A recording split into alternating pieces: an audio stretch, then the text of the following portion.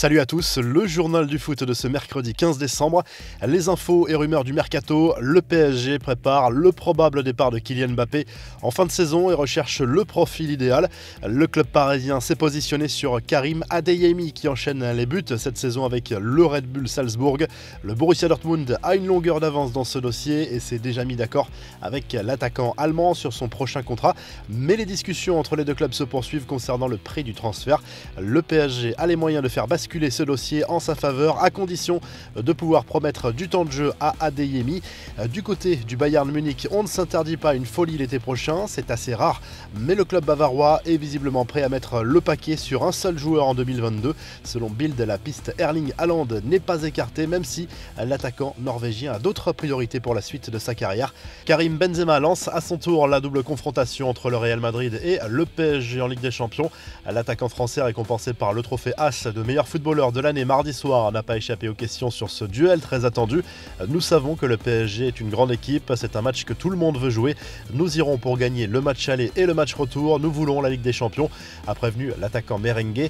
La Coupe d'Afrique des Nations va-t-elle être annulée à cause du Covid? Selon plusieurs sources dont RMC Sport, une grosse incertitude entoure la tenue de cette compétition prévue au Cameroun du 9 janvier au 6 février prochain. Ce qui était encore une réflexion il y a plusieurs semaines est devenu bien plus qu'une probabilité ces derniers jours. La CAF pourrait annoncer une annulation de cette édition. Les infos en bref, après le départ officiel de Claude Puel, Saint-Etienne a annoncé la nomination de Pascal Duprat au poste d'entraîneur. L'ancien coach de Toulouse s'est engagé jusqu'à la fin de la saison avec un objectif, sauver le club de la descente en Ligue 2. L'énorme carton de Manchester City en Première Ligue, les Citizens ont conforté leur statut de leader en atomisant Leeds sur le score de 7-0.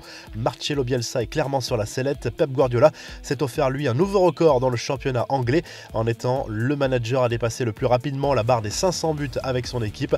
On file en Allemagne où Robert Lewandowski continue d'empiler les buts, auteur d'un doublé mardi soir lors de la victoire 5-0 du Bayern à Stuttgart. L'attaquant polonais a inscrit son 42e but de l'année 2021 en Bundesliga.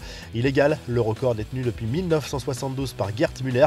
Zlatan Ibrahimovic lui a rencontré le pape François au Vatican. Les deux hommes ont échangé des cadeaux, dont un glissé avec humour par le joueur suédois qui lui a offert un maillot de l'AC Milan floqué du numéro 11. Vous aimez Milan, je fais un peu de magie sur le terrain avec celui-ci, a glissé l'ancien parisien au pape. Enfin, Netflix a publié la bande-annonce de Neymar, le chaos parfait, dont la sortie est prévue le 25 janvier prochain. Il s'agit d'un documentaire basé sur différentes étapes de la carrière du joueur, de ses débuts à Santos à son arrivée au PSG en passant par l'étape FC Barcelone. Le joueur promet que le regard de ses détracteurs va changer grâce à cette série documentaire.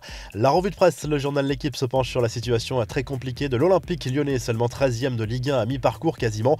Juninho va quitter le club en janvier, Peter Bosz est sur un siège éjectable, Jean-Michel Aulas est lui sous la menace d'une suspension. Bref, les voyants sont dans le rouge pour le club rhodanien. En Espagne, le journal Sport revient notamment sur la défaite au tir au but du FC Barcelone face à Boca Juniors à Riyad dans un match amical en hommage à Diego Armando Maradona et marqué par le retour de Dani Alves chez les Blaugrana. Et en Italie, le journal Tuttosport se penche notamment sur le mercato de la Juve. La vieille dame souhaite accueillir Mauro Icardi en janvier sous la forme d'un prêt, sans doute avec option d'achat. Le PSG n'est pas fermé à cette option. Si le journal du foot vous a plu, n'hésitez pas à liker, à vous abonner pour nous retrouver très vite pour un nouveau journal du foot.